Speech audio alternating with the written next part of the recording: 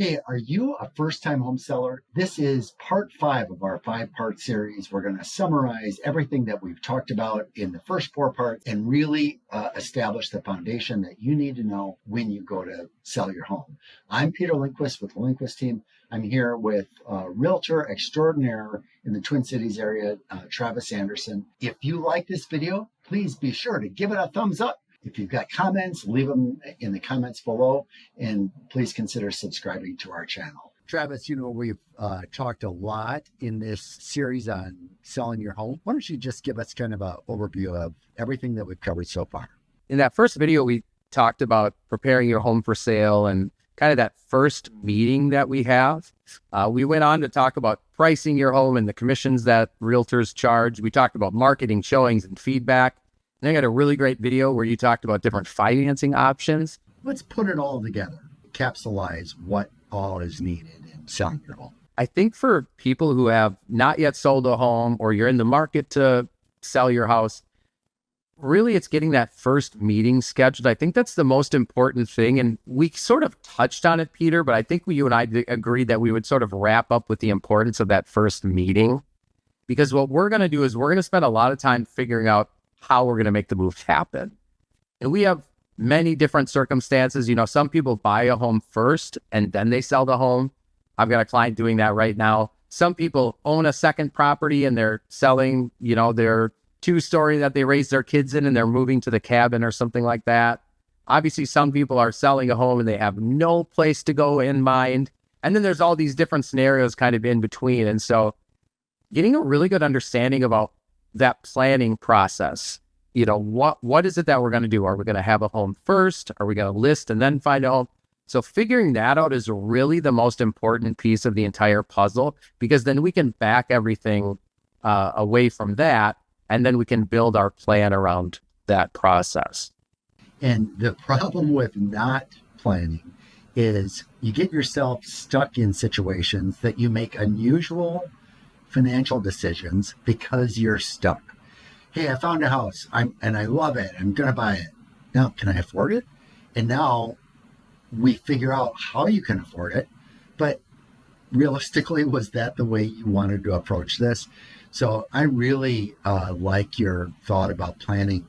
The more time you can take with Travis at the point of just being in the beginning before you go out and find a house, that's realistically a critical part of this whole process. And again, everybody's scenario is a little bit different. And very often we're recommending a little bit of work be done on the property. Sometimes we're not recommending much, but there's a period there where a lot of times we're preparing the home for sale.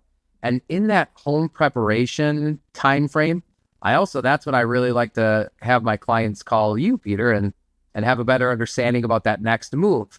Even if they're not obtaining a mortgage, for example, it's good to talk to somebody who does the mortgages or a financial advisor or something like that to really get a handle on the financing. Travis, I think too often people might feel like they're super well qualified. And why talk to the lender first? Well, a lot of times it has to do with monthly payment and what is realistic in today's environment. You might be looking at online calculators that are, exaggeratedly low. And now you have gone through all this work with Travis, you've done your improvements, and now you talk to me and you find out you don't want the payments. And I think that it's a really good plan that soon after you meet with Travis in the early stages, is that we engage in a conversation to talk about what that next step looks like financially. The market's being different today than maybe they have been. And many sellers, the average home seller today, age-wise, the average home buyer is 38 years old. The average home seller is in their 50s. Some of these people have owned real estate for 20 years or even 30 years. And so it's drastically different today than maybe what they expected beforehand. Even to the tune of another realtor opening up a lockbox and touring the home with their client. I have some clients of mine that are like, well, you're not going to be there at every showing? It's like, well, no, that's not really how it works anymore. We could arrange for that to happen, right? But it isn't kind of the general process. So even having an understanding of all of those pieces are new. Well, the financing is extremely different today than it was maybe even 5 years ago, or especially 10 years ago. And the financing process is so very different. So let's get through a pre-approval subject to the sale of your home, or if you need a bridge loan, let's talk about all of that. We've covered all of those kinds of things in this video series. Yeah, and there's a lot of things that we maybe didn't go through, right? Like there's negotiating purchase agreements and what happens with price reductions and stuff like that. And obviously all of those things are for another video, but I think at the end of the day, what we would want every seller to know, home seller to know, is that why don't we schedule a consult? Let's get a really good understanding about the value of your home and sort of the range of value that we might expect in any given market. And then let's get a good understanding about how you might make that next purchase happen, whether it be the financing or using a bridge loan or something like that. And then from there, then we can go to work. We can really summarize this by saying that selling and buying, it is something that you really need to study and understand. And you need to take some time in order to get through it. We highly suggest before you go find your next home, start with meeting with Travis and talk about that entire process.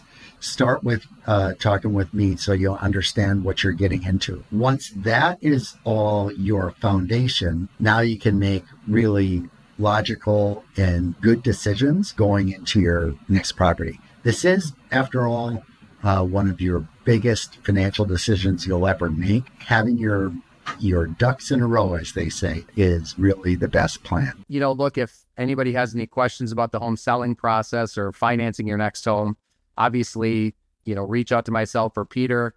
And as always, all my best to you and yours.